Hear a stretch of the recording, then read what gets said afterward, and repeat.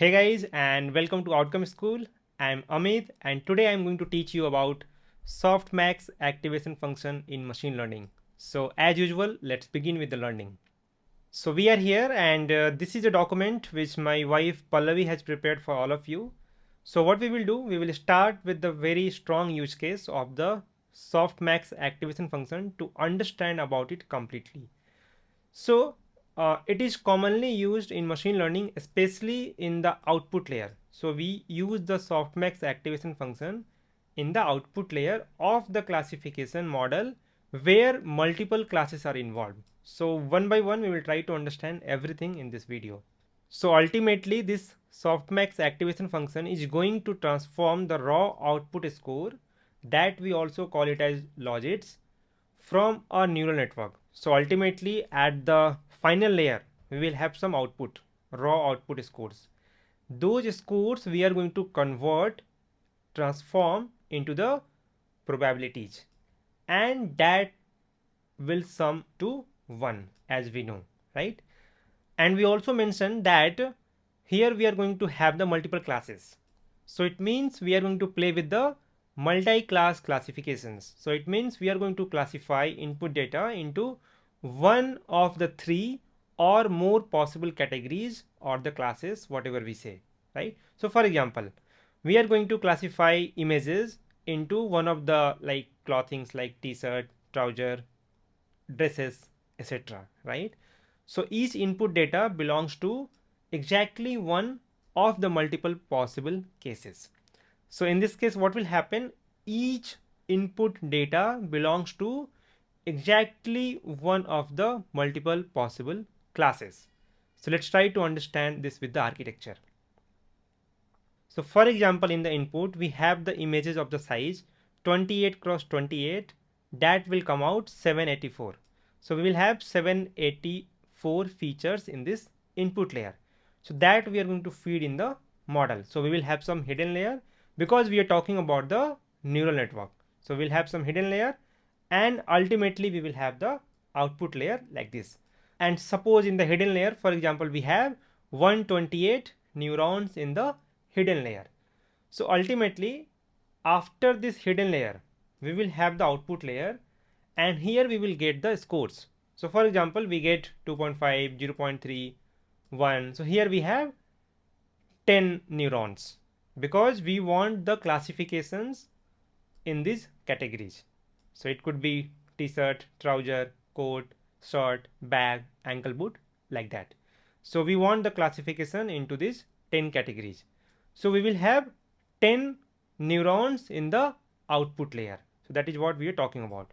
So finally, what we have to do here, we need to convert these scores. We need to convert these scores into the probabilities, and then we can simply check the highest value in that probabilities. So here we have 0.56, so that means it is ankle boot. So when we sum this, you will simply get 1 because we have the probabilities. So because of that, we will get the sum as 1.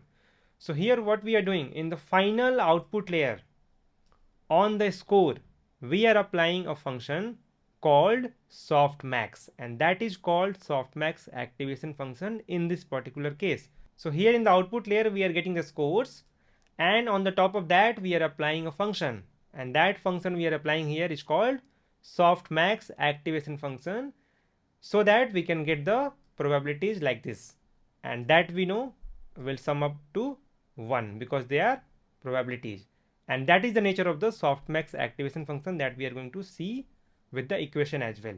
So this is the way we can use the softmax in the final layer to convert the scores, to convert the logits into the probabilities. And one more thing that I want to highlight here is that this is something which is post activation, right? Similarly, we can say this is pre activation, and pre activation we call it as logits as well. So that's why I mention here output scores as a logits. So before the activation, pre activations, the scores that we get can be called as logits. Okay. Now, so what we have learned is that softmax converts a vector of raw scores, also called logits, into a probability distribution.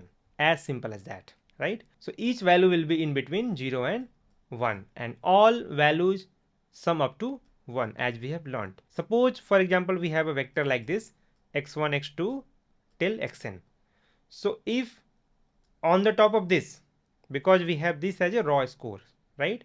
So on the top of this we will apply the softmax. So the final output that we are getting here, output is equal to softmax on the top of this. So softmax of this x, we will get sigma 1, sigma 2, and so on, so like sigma n, right?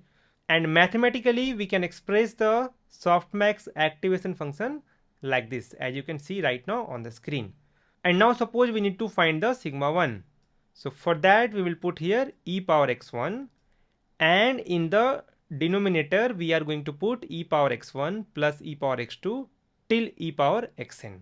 So we will do the summation in the denominator. So that's how we are going to get the sigma 1. Similarly for the sigma 2, this denominator part will be same as it is. Here we will have e power x2. So like that we will find the sigma 1, sigma 2 and sigma n, right?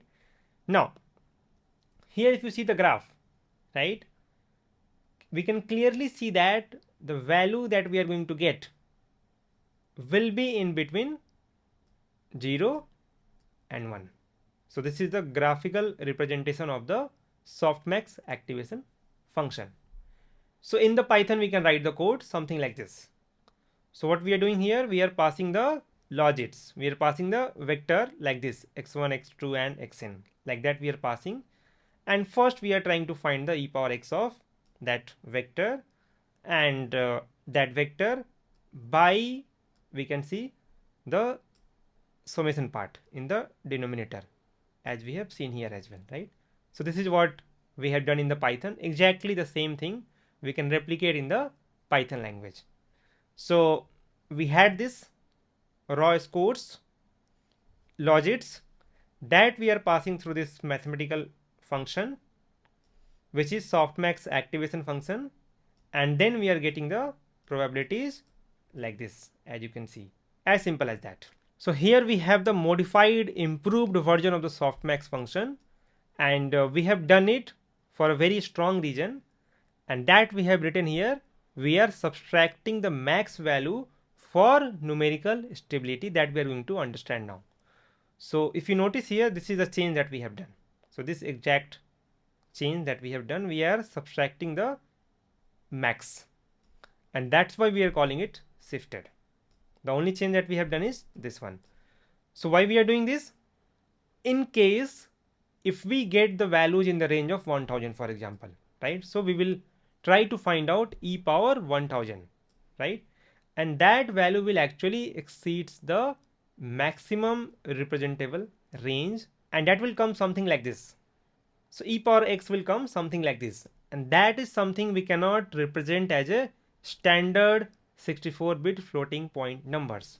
So it means that we will get some too large value to store, and that can cause the numerical overflow, and that is why we are going to do some changes in that. So what we are going to do, we are going to find the maximum value of the x in that vector, and suppose we have assigned that max of x as c. So c is equal to max of x means c is equal to max of x1 x2 x3 and so on. So we'll get some value as c, and that c value we are going to subtract from each value present in that logits vectors, so to avoid the numerical overflow.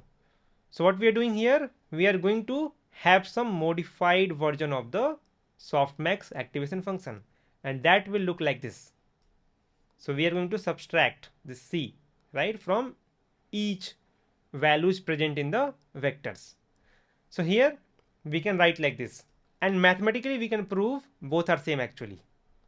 So this will come out something like this, as we know, and then we can simply do like this, as you can see, very simple mathematics, and this can be written like this, and finally we will have this.